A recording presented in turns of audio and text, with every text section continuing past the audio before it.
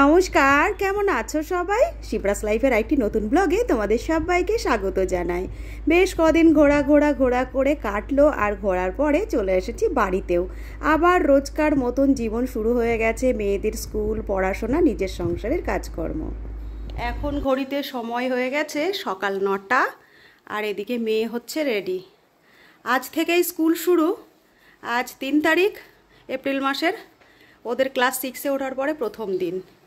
আর আজ রয়েছে বৃহস্পতিবার, সেই জন্য হোয়াইট ড্রেস। আর এবারে ড্রেসটাও কিছুটা চেঞ্জ হয়েছে। ওদের নিচের যে স্কার্টটা ছিল এটা হয়ে গেছে ডিভাইডার। আগে স্কার্ট ছিল, এবার হয়ে গেছে ডিভাইডার। একটু চেঞ্জ সব কিছুতেই। তো এদিকে তো মেয়ে রেডি হচ্ছে, আর এদিকে আমি টিফিনটাও বানিয়ে নিয়েছি। এই যে একটু পাস্তা দিয়ে দিয়েছি, ম্যাকরনিক। টিফিনটা বেশ কিছুক্ষণ আগে করে নিয়েছি, ঠান্ডাও হয়ে গেছে, এবার ঢেকে ওকে দিয়ে দেব। সেই সঙ্গে সকালে একটু কম বেশি রান্না হয়ে গেছে। রান্নাঘরেই কাজ করছিলাম, বাসন কোসন ধুচ্ছিলাম। মেয়ে রেডি হয়ে যাবে, ওকে ছাড়বো, তারপরে আবার বাকি কাজ। এই যে রেডি হচ্ছে। আর আজ রয়েছে আমারও একটু তাড়া। গত দিন 10 আগে তো তোমাদের বলেছিলাম মা হরিদ্বারে যাচ্ছে। তো মা আজই সকালে ফিরেছে। মায়ের সঙ্গে একটু দেখা করতে যাব অনেক দিন পরে। এই যে টিফিনটা ঢুকিয়ে নাও। তাই আমিও এখনও একটু ব্যস্ত রয়েছি।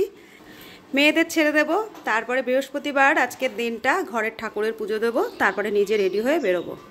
চলো বাকি কাজগুলো সেরে নিয়ে আবার আসছি। এসো চুল বেঁধে দিই। টাটা।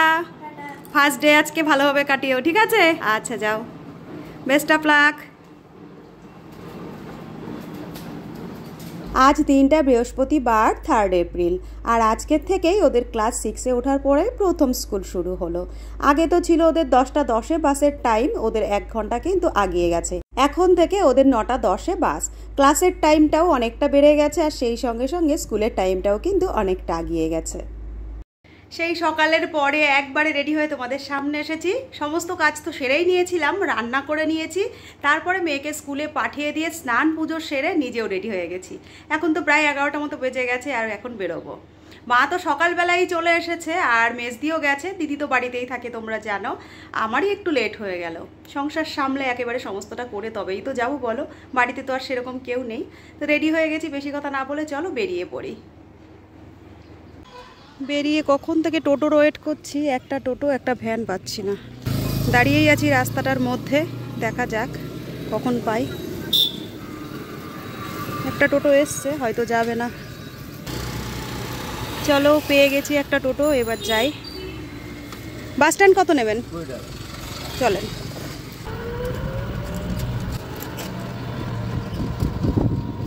মায়ের ওখানে যাওয়ার সময় বেশিরভাগ দিন আমি মেয়েদের নিয়েই যাই।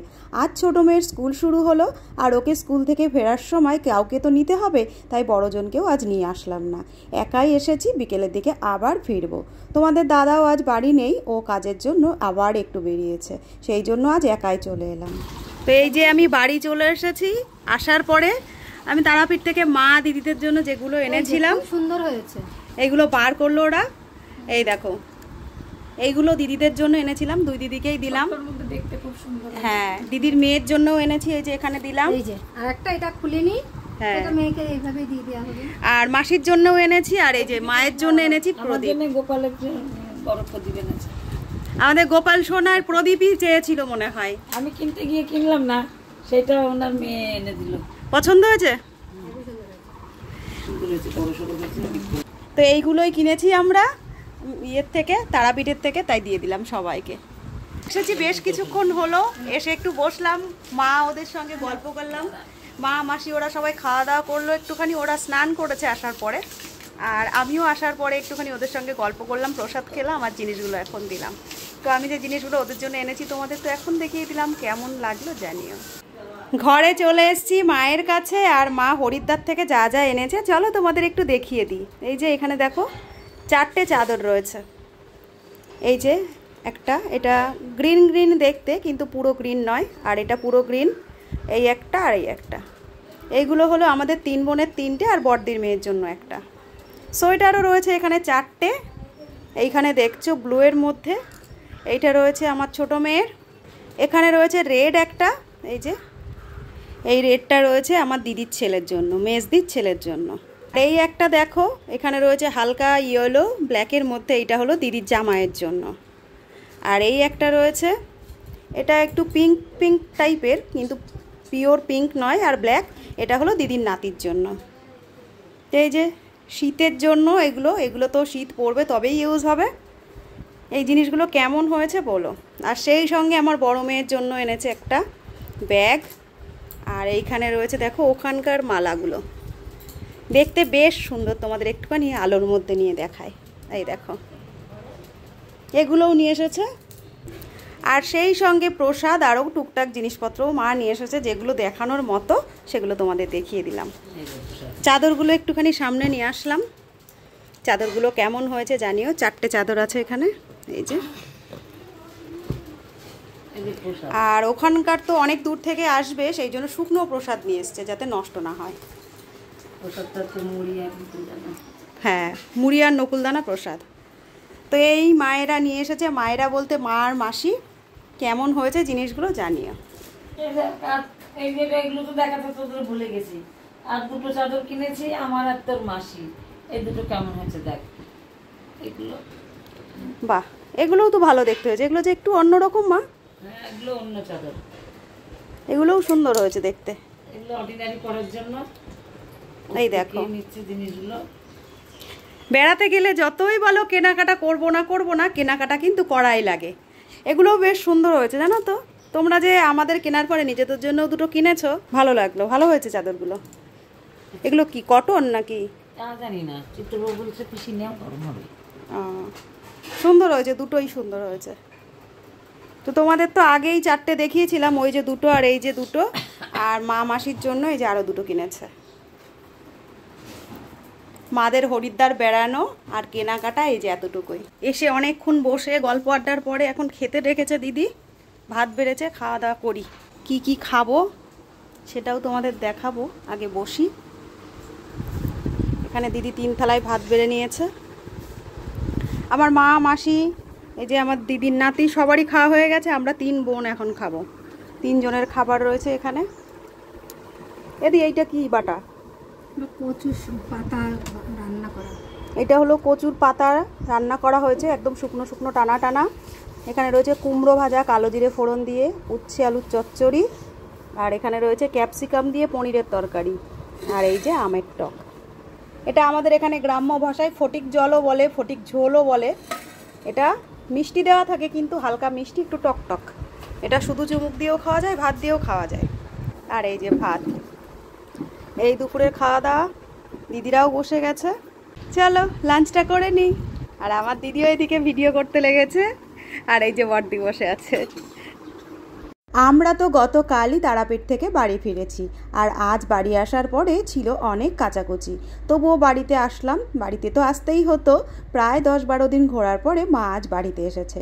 বড়দি তো বাড়িতেই রয়েছে, মেজদিও চলে এসেছে। সেই জন্য কিন্তু আমিও আজ বাড়ি থাকতে পারলাম না, চলেই এলাম। এখন বিকেল বাজে 4:30। আর এই যে চলে এসেছি আমরা কাঁঠাল গাছের সামনে। এখন এখান থেকে এঁচড় কাটা হবে, কচি এঁচড়। আমরা তো সবাই মোটামুটি খেয়েছি, আমার মেজদি এখনও খায়নি, তাই মেজদির জন্য নিয়ে যাওয়া হবে বলে কাটা হবে। আর এমনিতেও এঁচড়গুলো একটু কেমন এবারে হয়ে যাচ্ছে, সেই জন্য মা আরও কেটে কেটে দিচ্ছে সব। আমরা সবাই বাইরে চলে এসেছি, জামাইবাবু এঁচড় কাটবে বলে এখানে দাঁড়িয়ে রয়েছি। আমার যেমন গলায় জল এঁচড় কাটবে বলে উঠে দাঁড়িয়ে রয়েছে। বাড়ি তো এঁচড়ের সাইজ।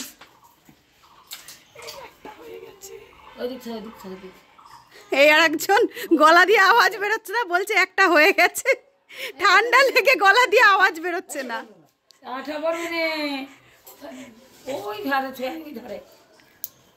এই যে আমার মা বসে বসে যুক্তি দিচ্ছে এখান থেকে। আমাদের বাড়ির যে কাঁঠাল গাছটা কিন্তু খুব বেশি বড় নয়, সরুর মধ্যে গাছটা, কিন্তু একদম গাছের গোড়ার থেকে ওপর অব্দি এঁচড় হয়েছে। অন্যান্য বারগুলোতে জানো তো এঁচড় কম হয়, কিন্তু এঁচড়গুলো অনেক ভালো হয় আর বেশ বড় হয়। এবারে হঠাৎই যেন গাছের এঁচড়গুলো সব শুকিয়ে যাচ্ছে, গাছটাও কেমন শুকিয়ে আসছে, কেউই বুঝতে পারছে না কেন হচ্ছে। তাই বাড়ির থেকে মা দিদিরা বেশ কয়েকদিন কেটে খেয়েছে আর আমাদেরও দিয়েছিল। মেজদি শুধু পেয়েছিল না, তাই মেজদির জন্য আজ কাটা হচ্ছে, সেই সঙ্গে আমায়ও আজ দিয়ে দেওয়া হলো 2টো এঁচড়। সন্ধ্যার টাইমটায় আমরা চলে এসেছি ঘরে। বিকেলবেলায় এঁচড়গুলো কেটে সেগুলো সব গুছিয়ে নেওয়া হয়েছে। আমরা তো বাড়িতে ফিরবো, তাই মা সন্ধ্যায় আমাদের করে দিল একটু চা, একটু লিকার চা আর চিড়ে ভাজা নিয়ে সবাই মিলে বসলাম। দিদি রয়েছে, মেজদি, আমি, মাসি, মা, দিদির মেয়ে সবাই রয়েছি। আমাদের ট্রেনের টাইমটাও হয়ে প্রায় আসছে। মেজদি বলেছিল একটু সন্ধ্যায় বেরোবে, আজ আমিও ওর সঙ্গে যাব, তাইও একটু লেট করলো, পরের ট্রেনে যাব বলে। মাসি এনে সবাইকে তো দিনের বেলায় দিয়েছি, তুই ব্যস্ত ছিলি। তারাপীঠে গেছিলাম, তারাপীঠ থেকে নিয়ে এসেছি। দেখ ধূপদানি কেমন হয়েছে, দেখ ভালো হয়েছে, সুন্দর হয়েছে। দিদিদেরও এরকম দিয়েছি, তোকেও এরকম দিলাম। তো এই যে আমাদের মাসি ছিল একটুখানি ব্যস্ত, এই জন্য মাসিকে এখন দিলাম। তোমরা তো দেখতেই পাচ্ছ এদের চোখ মুখের অবস্থা খুবই খারাপ। 2 দিন বেরিয়ে এসে ঘুমিয়েছে, একটু ঘুম থেকে উঠেছে। আর এখন সন্ধ্যাবেলায় আমরা যাব বেরিয়ে, যে দিদি আর আমি রেডি হয়ে গেছি, আমরা দুজনে একসঙ্গে আজ বাড়ি যাব। তো এখানে সবাই রয়েছে, মা, দিদি। মাসিরটা দেওয়া হয়েছিল না, ওই জন্য মাসিরটা দিয়ে দিলাম। এই যে মেজ দিয়ে আমি রেডি হয়ে গেছি, দুজন মিলে বাড়িতে যাচ্ছি। আর বাড়ির সবাইকে তো টাটা বলার সময় হয়ে গেছে, মা আর মাসি যাচ্ছে আমাদেরকে ছাড়তে। এই যে জামাইবাবু রয়েছে এখানে বুড়ি বার করে, আর দিদি হয়েছে। চলো বেরোই, সারাদিনের মতন সময় আমাদের তো বাড়ি ফিরতেই হবে নিজের ঘর সংসারে। চলো। মায়ের এখানে আসার পরে কোথা দিয়ে সময় কেটে যায় বোঝাই যায় না। সারাটা দিন চলে গেল। এখন মা আর মাসি দুজন মিলে এসেছিল আমাদের ট্রেনে তুলতে। ওরা চলে গেল বাড়িতে আর আমরাও বেরিয়ে এলাম। মেজদি আমাকে রানাঘাট থেকে ট্রেনে তুলে দিয়ে তারপরে যাবে বাড়িতে। তো চলো, সারাটা দিন তোমাদের সঙ্গে থাকলাম আর আজকের ভিডিওটাও শেয়ার করলাম। কেমন লাগলো জানিও, ভালো লাগলে একটা লাইক কমেন্ট করো। আবার চলে আসবো খুব তাড়াতাড়ি নতুন কোনো ব্লগের সঙ্গে। সবাই খুব ভালো থেকো, সুস্থ থেকো। দেখা হচ্ছে পরের আরেকটি নতুন ব্লগের সঙ্গে।